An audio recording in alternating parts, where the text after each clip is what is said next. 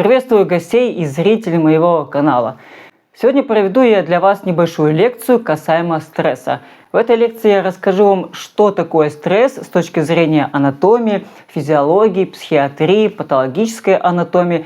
Разберем, где стресс живет у нас больше всего, какие мышцы, какие зоны отвечают за наибольшее количество и скопления стресса.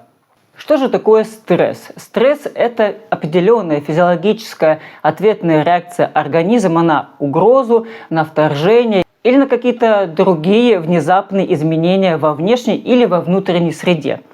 За стресс у нас отвечает три, скажем так, главных героя. Это симпатическая нервная система, парасимпатическая нервная система, эндокринная система, а также головной мозг. Давайте подробно немножко разберемся, что, зачем и как за что отвечает. Начнем с нервной регуляции. Симпатическая нервная система, она у нас вызывает реакцию «бей и беги». Она у нас активизируется, когда мы получаем испуг, когда у нас какое-то внезапное вторжение в наш организм. При этом это у нас неконтролируемое. Например, мы опоздали на работу, у нас учащается сердцебиение, у нас появляется пот, у нас сужаются сосуды, и тем самым мы испытываем дикий, сильный эмоциональный стресс, потрясение. Задача этой нервной системы – активизировать наше тело для того, чтобы либо бить, либо убежать. То есть тем самым готовит наше тело к определенному действию по защите нашего организма. Следующая нервная система – это парасимпатическая нервная система. Она у нас отвечает за наш отдых, за нашу релаксацию. Она у нас активизируется, когда нам хорошо, мы чувствуем хорошо себя, нам комфортно, и мы восстанавливаемся. Дыхание у нас ровное, спокойное, глубокое. Мышцы у нас также расслаблены при активизации этой нервной системы. То есть основная задача этой нервной системы – ввести наше тело в баланс. Итак, давайте кратенько резюмируем по этим нервным системам. Симпатическая нервная система, она мобилизует наше тело, а парасимпатическая нервная система, она у нас расслабляет наше тело. Теперь поговорим о гормонах стресса. Это ключевые адреналин и кортизол. Адреналин у нас вырабатывается резким всплеском, такая, знаете, как вспышка. Он у нас выделяется при конфликте, испуге, либо какой-то очень быстрой реакции, которая нужна для защиты организма. Появляется резкий всплеск эмоций, учащается дыхание, повышается пульс и даже артериальное давление. Действие его очень короткое и резкое.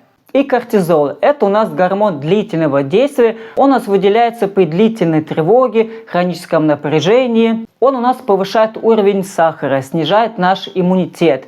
Постоянно держит наши мышцы в тонусе. Также он нарушает наш сон. Ну и кратенько по этим гормонам. Адреналин у нас активизирует наш стресс, а кортизол он поддерживает наш стресс. Следующие участники нашего трио – это головной мозг, так называемая префронтальная кора и миндалевидное тело. Префронтальная кора у нас отвечает за мышление, за логику, за эмоции, контроль, саморегуляции, а миндалевидное тело – это у нас центр страха, тревоги и автоматической памяти. Что происходит при стрессе? У нас активизируется миндалевидное тело и подавляется префронтальная кора. Что происходит с человеком в этот момент? Человек хуже думает, плохо контролирует свои эмоции, быстрее раздражается, соответственно, быстрее устает и сильно напрягает свое тело. Миндалина у нас включает тревогу, а префронтальная кора возвращает контроль эмоций. Что же происходит с нашими скелетными мышцами, фасциями, когда происходит длительное напряжение? Мышцы у нас излишне напрягаются, укорачиваются, у нас происходит задержка лимфы, венозного оттока, нарушается нервная проводимость, теряется мышечная эластичность и формируются так называемые триггерные зоны. Это все приводит к длительным спазмам мышц челюсти, брюшной области, а также это приводит к излишнему скрежету зубов, головные боли, зажимы, излишнее напряжение в трапеции, в лице, боли в спине, учащенное дыхание. То есть это очень сильно разрушает наш организм. А теперь давайте рассмотрим, в какой области что у нас напрягается и каким последствиям это приводит. Голова. У нас происходит спазм сосудов и мышц. Это у нас приводит к головным болям и мигреням. Челюсть. Когда мы подавляем злость или эмоции, у нас появляется скрежет зубами. или неконтролируемое так называемое пощелкивание зубов. Шея. Когда мы излишне защищаемся от чего-то, то у нас происходит гипертонус шеи и трапеции. А в трапеции при хроническом напряжении появляется тяжесть, усталость и напряжение в области триггерных зон. Грудь. Когда мы испытываем длительное стрессовое состояние, то наша грудная клетка сужается, у нас урежается дыхание, оно становится более частым и более поверхностным. Соответственно, дыхание у нас это ключевой фактор для расслабления. Когда мы дышим спокойно, ровно и глубоко, наше тело расслабляется. То есть мозгу идет команда: все спокойно, все в порядке, все хорошо. Мы расслабляемся. Живот. Когда мы испытываем тревогу, то у нас происходит нарушение желудочно-кишечного тракта. Это может привести к запорам, это может привести к диарее, это также может привести и к нарушению перистальтики кишечника.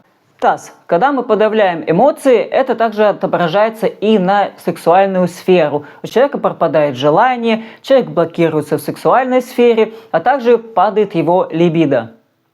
Ну и ноги. Соответственно, при длительном напряжении ног у нас теряется ощущение нашей опоры. Мы чувствуем такую вялость, нам не хочется ничего делать и пропадается наша мотивация. Почему работа с телом помогает в целом организму расслабиться? Потому что когда мы работаем с телом, мы расслабляем фасции, мы расслабляем мышцы, мы расслабляем нашу нервную систему, мы даем команду нашему мозгу, что все в порядке, спокойно, расслабься, ты в безопасности. И тем самым мозг у нас активирует нашу парасимпатическую нервную систему. Организм расслабляется, восстанавливается, и тем самым регуляция происходит намного лучше. Как мы можем себе помочь, если у нас происходит длительное эмоциональное напряжение? В первую очередь лучше, конечно, начать с дыхания. Дыхание должно быть медленное, плавное, желательно на 4 счета. Например, делаем вдох, выдох. Можно сделать 5 циклов. Лечебная физкультура. Плавная растяжка. Нейродинамические упражнения очень хорошо помогают расслабить и растянуть напряженные мышцы и фасции. Тем самым улучшается кровообращение, улучшается венозный отток, происходит лучшая циркуляция лимфы. И тем самым мышцы работают намного лучше, они становятся более эластичны и функционируют гораздо лучше, чем когда находятся в стрессе. Через тело мы регулируем наши эмоции, через дыхание мы контролируем нашу нервную систему, а через движение мы получаем баланс всего. Я надеюсь, вам эта короткая лекция понравилась. Подписывайтесь на мой телеграм-канал, там очень много полезного и интересного для вас. Ну, а если вы хотите побольше узнать и хотите получить индивидуальную консультацию по работе с телом, пишите мне в личные сообщения, и я подберу для вас индивидуальную программу восстановления. Спасибо за просмотр, хорошего дня!